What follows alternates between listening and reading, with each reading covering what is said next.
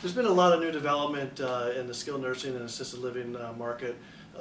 New product is obviously very popular with the consumer, and I have here with me today Zeke Turner. He's the chairman and CEO of Mainstreet Property Group, which is embarking on a major new development campaign to bring quality properties to the consumer. Zeke, why did you start Mainstreet 10 years ago? I'd like to come up with some altruistic reason, but really more than anything else, I saw an investment opportunity in the senior space. I was 24 years old at the time. I had just come off of a career in Wall Street and decided to look for an area where I felt like we could invest that was fairly straightforward. And what I found was operating in the real estate side of this business and then triple net leasing to operators made a lot of sense, and obviously some large REITs had done it before, and no secret, just copied that model for several years. Okay.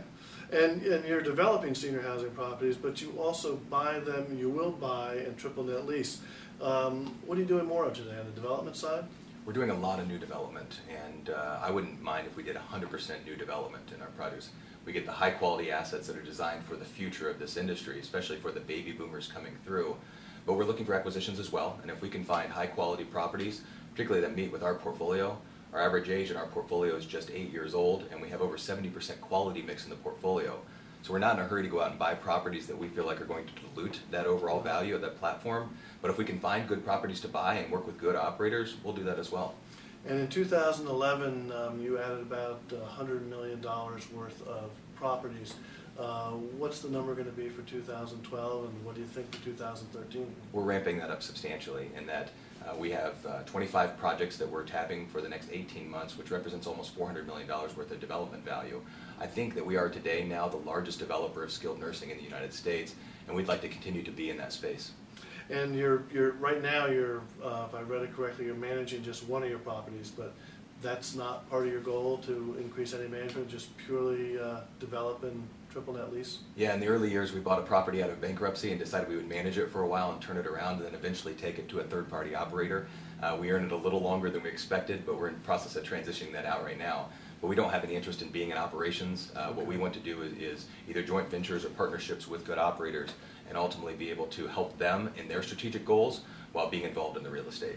Well, let's talk about one of your joint venture partners. Mid-2012, you partnered with LCS, and this is, I guess, a unit of Life Care Services in Iowa, and you're going to be developing with them, where they're going to be operating short-term rehab and high-end assisted living facilities. How did that come about with LCS? Well, we have the highest level of respect for them as an organization, and they're already one of the largest operators across all of seniors housing and care. And we saw an opportunity to take a group who has great systems, high quality people, high quality operations, and partner with them on really an innovative next generation type of facility, which we see ample opportunity in the market for. As we go into secondary markets, even some urban markets, we see great opportunity for that rehab therapy focused area and then private pay on the assisted living to put new product out there that the consumer actually desires, and ultimately interacted with LCS and came to the conclusion that we were so aligned as organizations that we wanted to do this formally going forward into a strategic development agreement. And how many properties do you think you'll do, let's say 2013 with them? It's a good question. In 2013, we have 4 on the table right now. We're in discussions to see what that might look like going forward, get our feet set on these 4. So those 4 in Indiana? The 4 are in Indiana, that's correct. We're actually actively involved in about 5 or 6 other states right now in that development pipeline. And so there's probably a better than average chance that we're going to look to grow this at a pretty heavy pace going forward. Yeah, that's a fair amount of development. You also have a significant interest in a newly public REIT in Canada. Health Lease Properties that went public last summer in the Toronto Exchange. What's your involvement with the REIT, and how is that relationship going to work going forward? So we are the largest shareholder of the REIT to date. We actually sponsored that REIT and we're the ones that took it public. For us, really, as a private real estate investment company, we're always challenged in terms of our access to capital. And the public REIT market is really the most efficient form of capital in terms of real estate. So what we want to be able to do is take our innovative intellectual property and designs on the development side and be able to pair that with more longer-term financing on the REIT side and come up with more of a symbiotic relationship there that could carry us forward. Now, because of this REIT, we have access to capital at a fairly high degree, and the REIT has appetite for a lot more business. Mm-hmm. So you're going to develop the properties. Most likely the REIT or someone else will then take you out, triple net lease, and you'll have an operator in there. Correct. The REIT can also develop on its own balance sheet, and there's a whole relationship set up there to manage the fiduciary responsibility you have to shareholders. But ultimately, if those things work well together, then both companies should do quite well. Well, that so if you have a $400 million of development coming up, that's that's an interesting statement, saying you're probably the largest developer right now of skilled nursing, because I don't know many people who are doing a whole lot of it. Well, that's been a big problem, is that not only do you have the demographic wave that everybody is always talking about, the silver tsunami, if you will, but the average age of properties, particularly in the skilled space, keeps getting older and older, and so the consumer is less inclined to choose that product.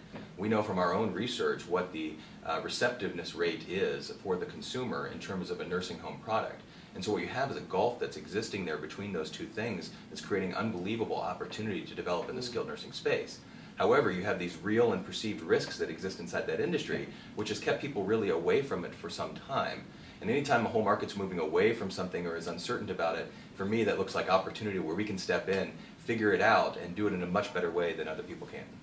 Well, I would hate to be that 40-year-old skilled nursing facility in a community where you're building one of your new ones. Yeah. I think they're going to have a little bit of trouble going forward. Well, what we're seeing actually is what developed in the hospital market, in that the subacute market or network is starting to grow and develop in a different, much like the hospital fashion has of creating these networks throughout states or regions.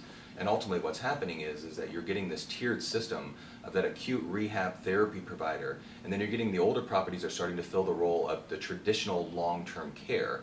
And they're actually working fairly well in that they get full occupancy, as the Medicaid residents typically are rolling off to there with maybe a little bit of quality mix in there, whereas the new properties are running 100% quality mix. Mm-hmm. Yeah, and that's definitely been the way to go, especially if you have high-end assisted living as part of it. Correct. Well, good luck in all your development. Hopefully the financing markets will stay strong, and look forward to seeing how it all pans out over the next few years. Thank you. All right. Nice chatting with you. You too.